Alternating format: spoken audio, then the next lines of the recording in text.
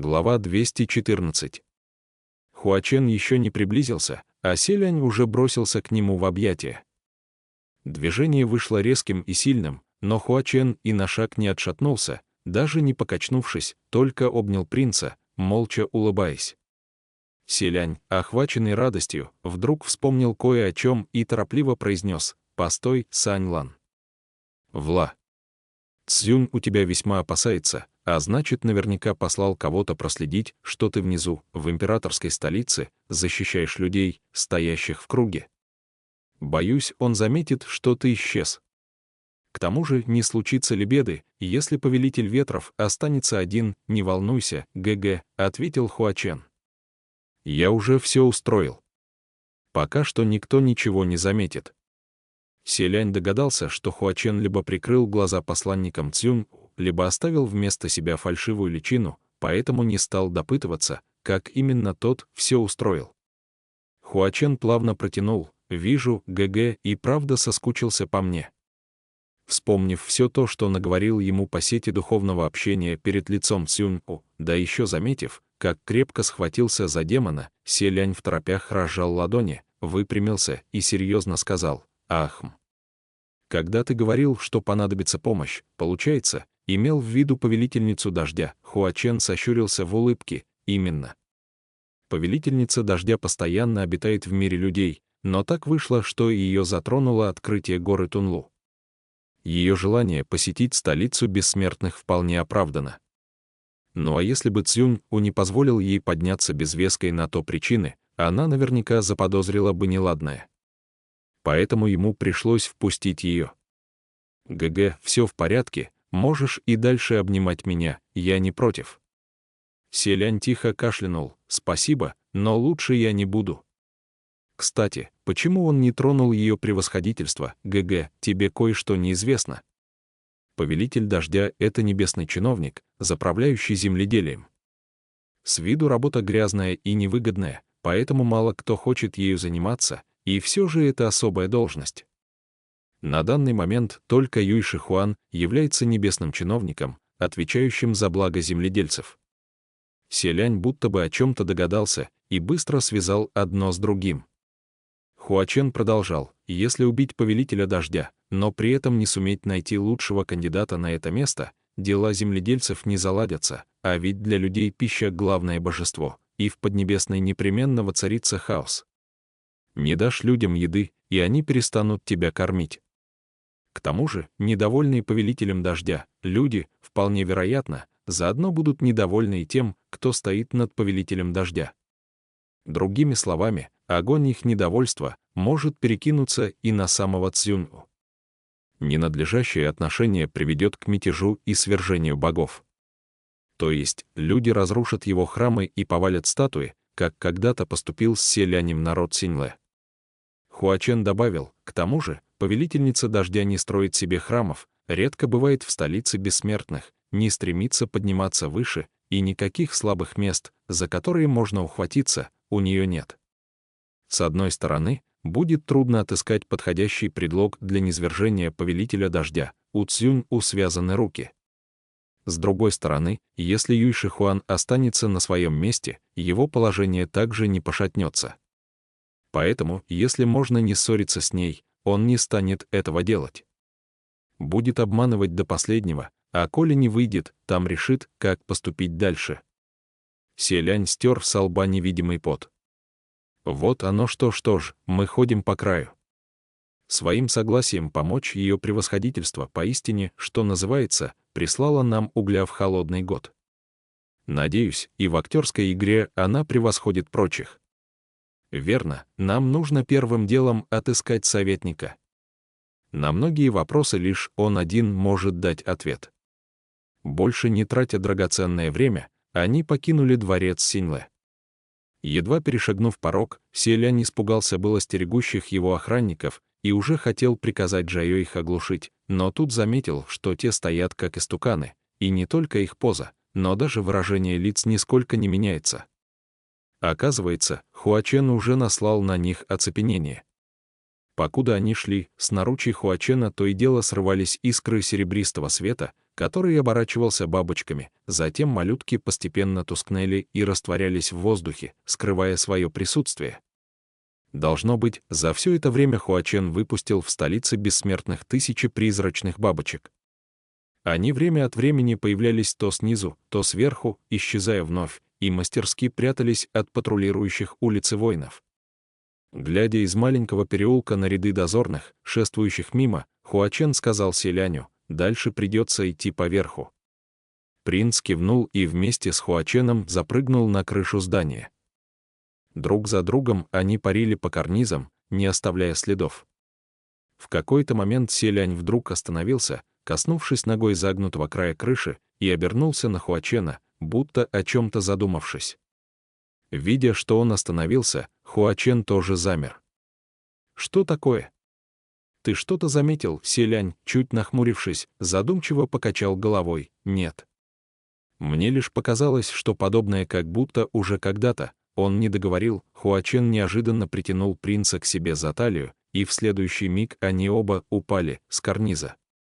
Селянь только почувствовал, как низ и верх закружились, меняясь местами, Доули едва не свалилась с его спины, но принц успел легким движением, будто вылавливая луну с дна моря, поймать и уберечь шляпу от падения на землю.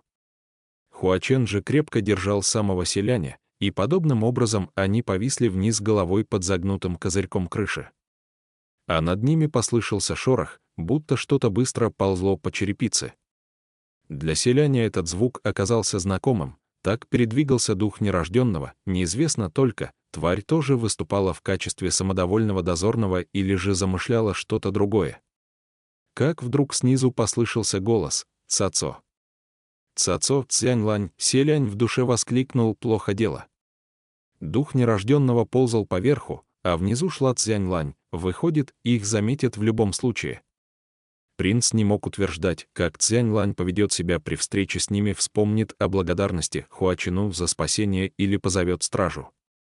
Легкие беспорядочные шаги все приближались, женщина вот-вот повернет за угол и увидит их. Но спасибо небу и земле, прямо в этот момент дух нерожденного спрыгнул с другой стороны крыши. Хуачен и селянь немедленно перевернулись, вновь оказавшись наверху, и принц вздохнул спокойно. Цзяньлань, высунувшись из-за угла и увидев на земле сына, тоже выдохнула с облегчением, вышла к нему и принялась отчитывать: «Цацо, перестань бегать где вздумается, это страшное незнакомое место. Если ты убежишь, матушка не представляет, где тебя искать. А здесь ты как оказался?» Окинув взглядом округу, женщина заметила табличку над большим дворцом и отшатнулась. Заметив ее реакцию, селянь наконец вспомнил, что золотой дворец под ними, кажется, принадлежит Наньяну.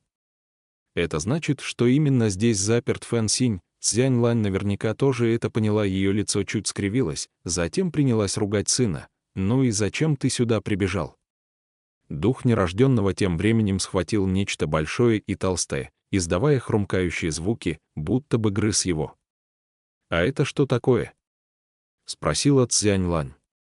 «Что ты там подобрал?» «Выплюнь сейчас же!» Селянь, присмотревшись, разглядел, что дух грызет крепкую белую редьку, отчего принцу захотелось засмеяться и заплакать одновременно. Но и без замечаний матери дух нерожденного понял, что найденная им еда не самая вкусная, злостно отплевался и бросил овощ, то и дело взвизгивая, будто выражая недовольство. Цзяньлань торопливо взяла демоненка на руки, успокаивая: «Ну все, умница Цацо, невкусно не ешь. Эта пища по нраву только нищим пройдохам и глупым башкам, мы такое есть не будем». Только родная мать могла прижимать к груди и нежно успокаивать столь жуткую темную тварь. Дух покрутился в ее объятиях своим пухлым белым тельцем, издавая довольное урчание.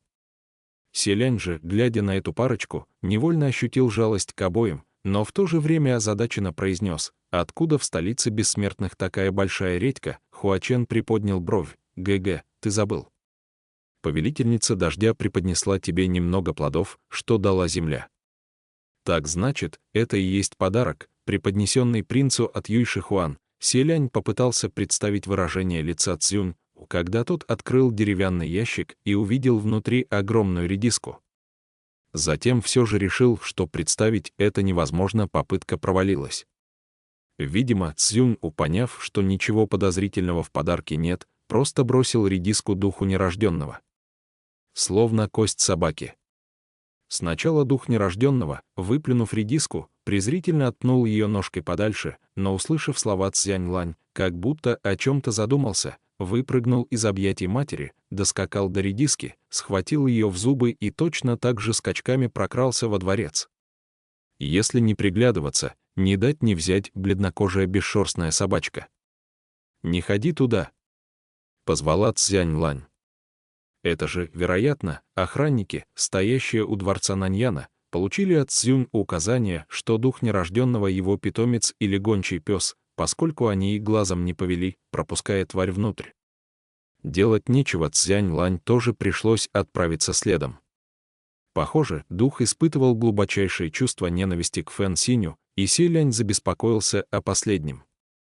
Саньлан Хуачен, на кончике пальца которого уже сидела почти невидимая бабочка, ответил, призрачная бабочка последовала за ней. Селянь кивнул, и они начали наблюдение за происходящим во дворце Наньяна. Цзянь-Лань, пригибаясь как кошка, на цыпочках прошмыгнула в покой, словно не желала быть замеченной, и шепотом позвала «Цацо», однако незамеченной она остаться не могла. Дух нерожденного промчался в главный зал, где хозяин дворца как раз медитировал, восстанавливая силы. Открыв глаза, он столкнулся взглядом с демоницей, и оба застыли как вкопанные. Вначале Фэн Синя постигло удивление, затем он радостно поднялся на ноги. «Цзянь-Лань, что ты здесь делаешь? С тобой все в порядке?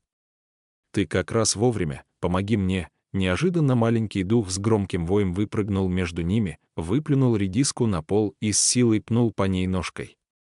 Надкушенный редис прилетел прямо в лицо Фэн Синю с громким «бум», дух при этом, чрезвычайно гордый собой, заверещал и злобно захихикал, словно ожидая похвалы от матери. Фэн Синь от удара чуть не потерял сознание, из его носа тут же хлынула кровь, утирая которую, он в гневе рявкнул на духа: «Ты что творишь? А ну веди себя смирно!» Но как бы он ни ярился, дух нерожденного ярился еще сильнее, показывая Фэн Синю язык.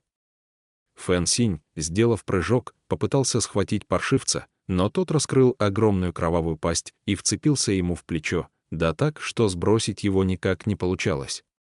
Знакомое зрелище казалось и страшным, и смешным одновременно. Бешено потрясая рукой, Фэн Синь, не в силах отделаться от твари, разгневался окончательно: «Твою мать!» «Да твою ж мать! Тебя что, давно не лупили?» «Что за демоненок?» Цзянь-Лань наконец опомнилась: «Прекрати! Какое ты имеешь право бить и ругать его?» Фэн Синь, на которого она накричала, наконец застыл, умерив свой пыл, и попытался объясниться. Он ведь принял всеобщего врага за отца родного. Как он может бегать за Цзюнь подобно? Как он мог до такого докатиться? Как он мог до такого докатиться? Выплюнула Цзянь-Лань. Да ведь все из-за тебя. Коли ребенок не воспитан, в том вина отца. Если бы ты выполнял свои обязанности, папаша чертов, разве твоего сына вынули бы из чрева матери, чтобы превратить в такое? Что за демоненок? Твой демоненок. С каждой ее фразой Фэн Синь отступал на шаг, и его голос звучал все тише. Но ведь я ничего не знал. К тому же, ведь ты тогда сама велела мне проваливать, ха. Я велела тебе проваливать, потому что ты сам этого хотел. Ты каждый день приходил ко мне с траурным лицом. Как я могла не знать, о чем ты думаешь, ночуя рядом с тобой? Ты должен был прислуживать своему принцу, при этом собирать деньги мне на выкуп, тебя одолевали проблемы, усталость и раздражение. Но ты не мог сам махнуть рукавом и уйти. Поэтому я решила сама тебя выпроводить, да, тогда я очень уставал. Но ты меня не раздражала. Я хотел тебя выкупить. Цзянь-Лань ткнула его пальцем в грудь. Да ладно. Выкупить, ты сам прекрасно знаешь, что тогда не смог бы собрать суммы для моего выкупа. Ты же изо дня в день берег каждую монетку, все дни проводил на улице, зарабатывая представлениями, да еще должен был заботиться о целой императорской семье. Мне не приходилось содержать тебя, и на том спасибо. Но поверить, что ты смог бы меня выкупить. Я ждала бы до бесконечности, сначала ты вела другие речи, мы ведь с тобой обо всем договорились. А если я дал слово, непременно сдержал бы, Цзянь Лань перебила, таких, как ты, клянущихся на словах в вечной любви, не перечесть. Но подумай, что ты мне дал. Что ты мог мне дать? Из приличного только тот золотой пояс, ах да, о том поясе, ты еще и велел ни в коем случае не продавать его. Фэн Синь с каждым ее тычком все отступал, на его лице застыло измученное выражение. А Цзянь Лань распалялась все сильнее, или те дурацкие талисманы. Да мне свиным жиром глаза залило, раз я поверила в бредни, что твои вонючие талисманы способны кого-то защитить. Ни капли удачи они мне не принесли, наоборот, несчастья сыпались одно за другим.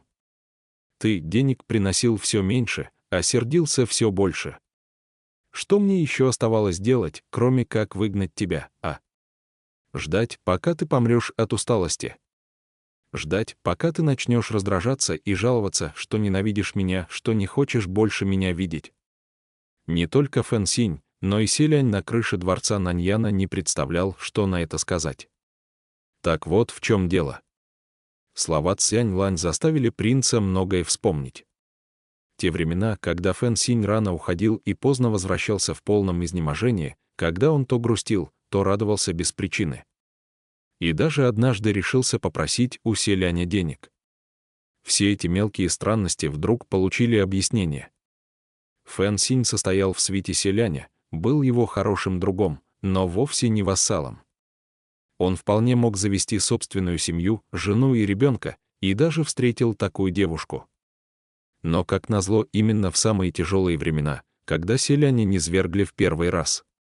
Тогда принц не мог быть уверенным в собственной безопасности, что уж говорить о том, чтобы обращать внимание на что-то другое, ему приходилось трудно, и Фэн Синю приходилось нелегко.